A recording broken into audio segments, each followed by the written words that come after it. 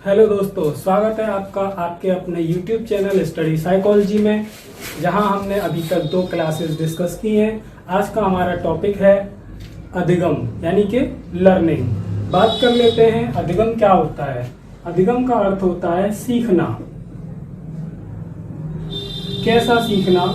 व्यवहार में परिवर्तन। व्यवहार में परिवर्तन या फिर व्यवहार में परिमार्जन। बात कर लेते हैं दोस्तों इसकी कि अधिगम यानी कि सीखना क्या है। सीखना है हमारे व्यवहार में परिवर्तन या फिर हमारे व्यवहार में परिमार्जन। परिवर्तन होता है जब हम कोई चीज नई सीखते हैं तो उसे हम कहते हैं परिवर्तन। जैसे कोई बालक है और वह पहली बार ABCD सीख रहा है तो हम उसे कहेंगे कि इस बालक के व्यवहार में परिवर्तन हुआ है। और यदि कोई बालक ABCD जानता है, उन्हें जोड़ जोड़ कर कुछ और सीख रहा है नया, तो इसे हम बोलेंगे कि उस बालक के व्यवहार में परिमार्जन हुआ है। बात करते हैं इससे आगे कि अधिगम की विशेषताएं क्या हैं। अधिगम की विशेषताएं।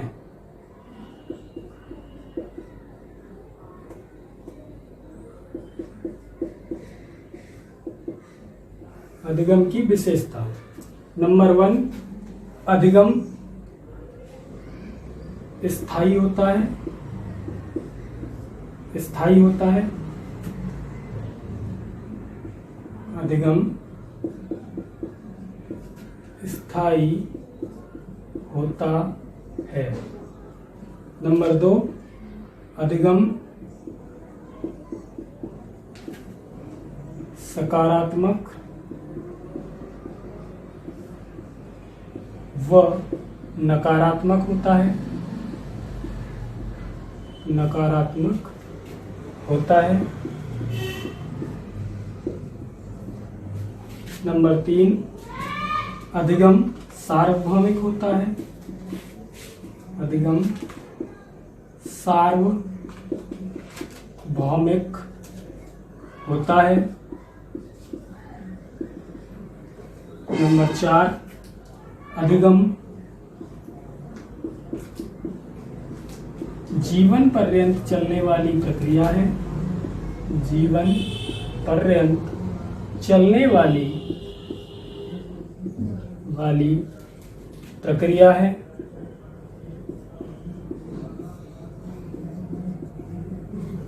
नंबर 5, अधिगम उद्देश्यपूर्ण होता है। उद्देश्यपूर्ण होता है। ये है दोस्तों अधिगम की विशेषताएं। जैसे अधिगम स्थायी होता है, मतलब हम किसी भी चीज को एक बार सीख जाते हैं, जिसका हम अधिगम कर लेते हैं, वह जिंदगी भर हमारे साथ साथ चलता रहता है। अधिगम सकारात्मक और नकारात्मक होता है। जैसे अगर हम या फिर कोई बालक अच्छी अच्छी बातें सीख रहा है तो उसे बोलते हैं सकारात्मक अधिगम, और यदि वही बालक अपशब्द या बुरे शब्दों को सीखता है तो बोलते हैं उसे नकारात्मक अधिगम। अधिगम सार्वभौमिक, मतलब हर जगह, इस पृथ्वी के हर जगह पर स्थित प्रत्येक प्राणी कुछ ना कुछ सीखता रहता है, इसलिए हम इसे बोलते हैं कि अधिगम सकारात्मक होता है। आगे बात करते हैं, अधिगम जीवन पर्यंत चलने वाली प्रक्रिया है, मतलब व्यक्ति जन्म से लेकर मृत्यु तक कुछ ना कुछ सीखता रहता है, इसलिए बोला जाता है यह जीवन पर्यंत चलने वाली प्रक्रिया है।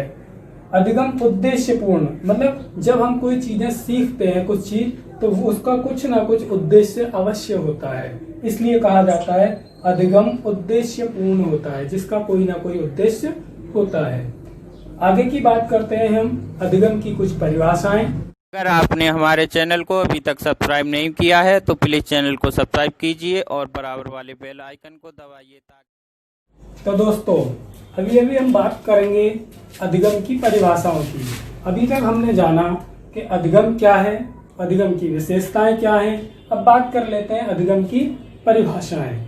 जैसा कि हमने पिछली क्लास में बताया था कि हम यहाँ पर परिभाषाओं को कुछ नए कीवर्ड्स के साथ, कुछ ट्रिक्स के साथ याद करने का प्रयास करेंगे। तो बने रहिए आप मेरे साथ, कोशिश करते हैं। जैसे पहली परिभाषा है वुडवर्थ के अनुसार और दूसरी परिभाषा भी वुडवर्थ के अनुसार। जैसे सीखना विकास की एक प्रक्रिया है।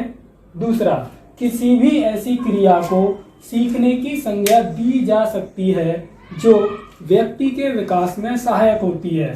बात करते हैं ना याद कैसे करें।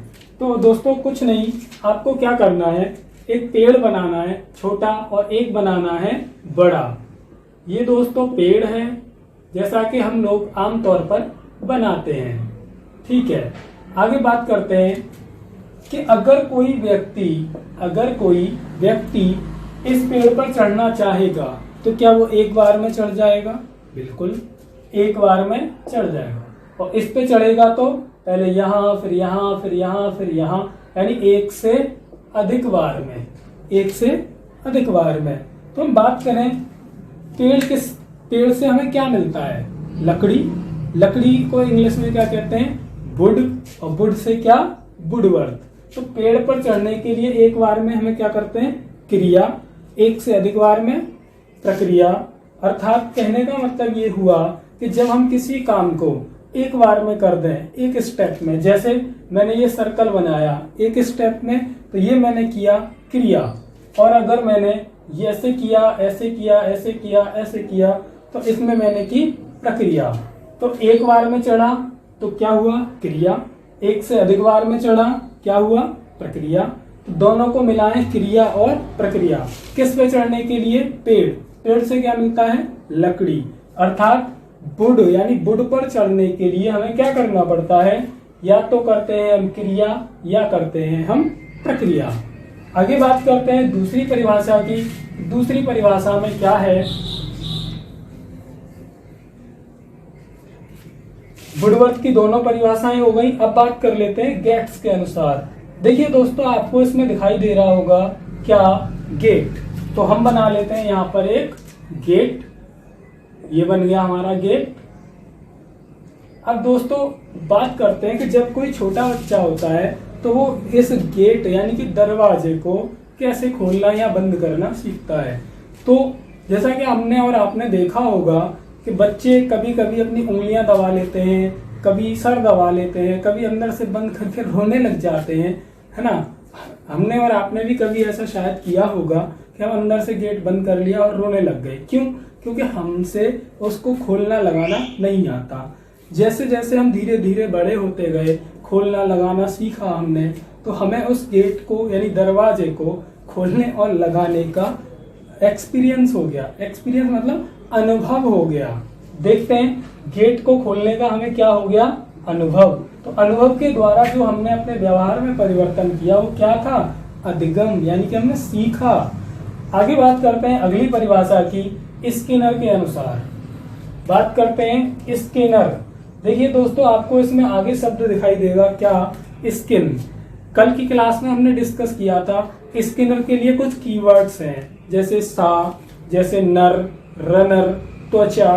तो आगे बात करते हैं कि अगर हम अलीगढ़ से पंजाब जाएं, राजस्थान जाएं, कश्मीर जाएं, तो हमारा वातावरण बदलेगा। कहीं हमें ठंड लगेगी तो कहीं हमें गर्मी लगेगी। किसके कारण?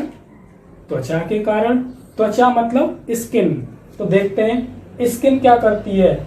उत्तरोत्तर अनुकूलन या क्रमिक समायोजन करती है, या फिर क्रमिक समायोजन। तो स्किन यानी कि त्वचा, जब हम कहीं एक जगह से दूसरी जगह जाते हैं तो हमारी त्वचा को करना पड़ता है एक के बाद एक अनुकूलन या फिर क्रम से समायोजन। आगे बात करते हैं क्रो एंड क्रो और गिलफर्ड। दोनों की परिभाषाओं को हम एक साथ लेते हैं। जैसे ये है कौन और एक है ये।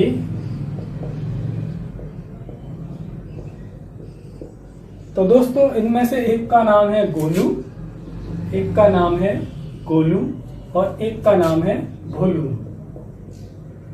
भोलू। दोस्तों मैं आपको एक कहानी सुनाना चाहूंगा कि एक दिन की बात है जब गोलू की माताजी ने गैस पर चाय बनाने के लिए रख दी और वह कुछ सामान लेने के लिए घर से बाहर गई। गोलू से कह गई कि बेटा हम बाहर जा रहे हैं, ध्यान रखना, अगर चाय बन जाए उतार के रख देना। अब इसने क्या किया, निकम्मे ने गरम उसको भगोने को पकड़ लिया। अब गरम था तो चाय वो फैल गई। तो इसकी मम्मी को गुस्सा आया, माताजी ने इसके दह चपाटे दिए। अब भोलू को पता चला कि भैया गोलू पे आज मार पड़ी है। तो क्या हुआ, इस भोलू ने इसे चिढ़ाना स्टार्ट कर दिया। जैसे ही भोलू ने इसे चिढ़ाया उसे गुस्सा आ गया। उसने भोलू की क्या कर दिया, पिटाई कर दी। कैसे पिटाई कर दी, कैसे, दे थपड़ाई। कैसे पिटाई की, एक बार बोल के देखते हैं दोनों को एक साथ। गोलू को जब गुस्सा आया तो उसने भोलू की पिटाई कैसे की, दे थपड़ाई। तो फिर अगले दिन गोलू फिर स्कूल जा रहा था तो ये पहले से गुस्से में था और ये भी गुस्से में था क्योंकि इसकी पिटाई हुई है। फिर इसने इसको चिढ़ाना शुरू किया।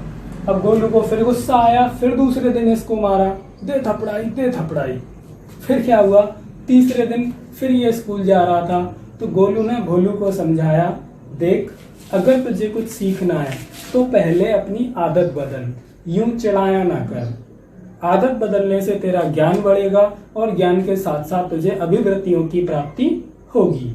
अब दोस्तों इन दोनों से इन परिभाषाओं को जोड़ने का प्रयास करते हैं। कैसे, गिल मतलब गोलू, फोड़ मतलब फोड़ दिया। गिल से याद रखना है हमें गोलू और फोड़ से फोड़ दिया। गोलू ने फोड़ दिया, किसको फोड़ा, भोलू को। कब फोड़ा देखते हैं। पूर्व निर्मित व्यवहार या व्यवहार के कारण व्यवहार में परिवर्तन, मतलब जब गोलू की पिटाई हुई थी तब मारा, फिर भोलू ने इसको अपशब्द बोले यानी गलत व्यवहार किया जिसके कारण उसका व्यवहार बदला, उसने फिर मारा। फिर उसने तीसरे दिन क्या समझाया कि अगर तुझे सीखना है यानी अधिगम करना है तो पहले अपनी आदत बदल, आदत बदलने से ज्ञान बढ़ेगा और अभिवृत्तियों की प्राप्ति साथ साथ होने लगेगी। तो दोस्तों आपको ये परिभाषाएं याद करने में कैसी लगी हमें कमेंट करके बताइएगा। आगे की हम चर्चा कर लेते हैं। इससे आगे एक बार आप चाहें तो इसका स्क्रीनशॉट भी ले सकते हैं।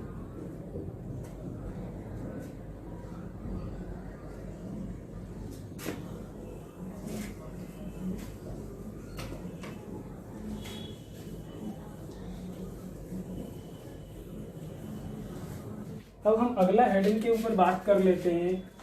क्या अधिगम को प्रभावित करने वाले कारक, अधिगम को प्रभावित करने वाले कारक।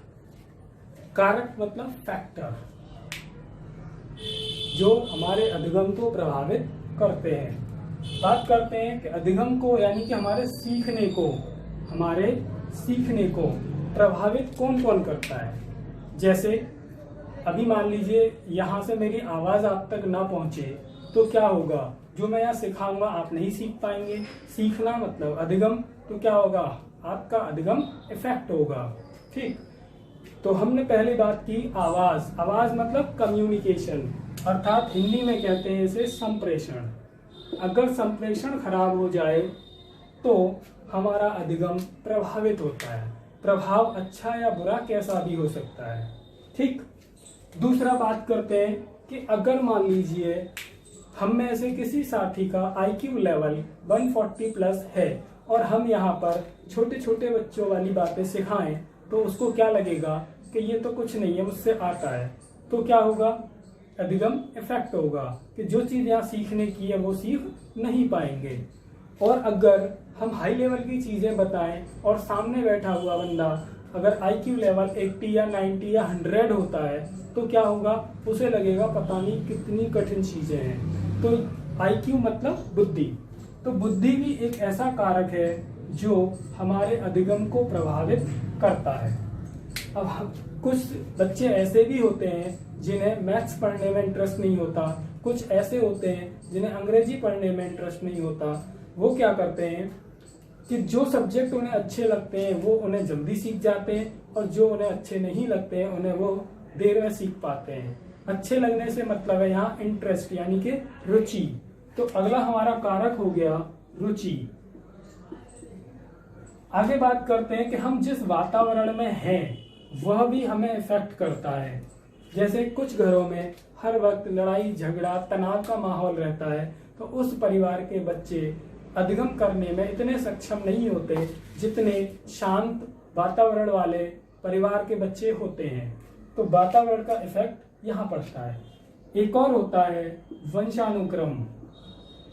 वंशानुक्रम दोस्तों ये हमारे अंदर जन्म से होता है, जो हमारी बुद्धि को इफेक्ट करता है, और जब बुद्धि इफेक्ट होगी तो हमारा अधिगम भी इफेक्ट होगा।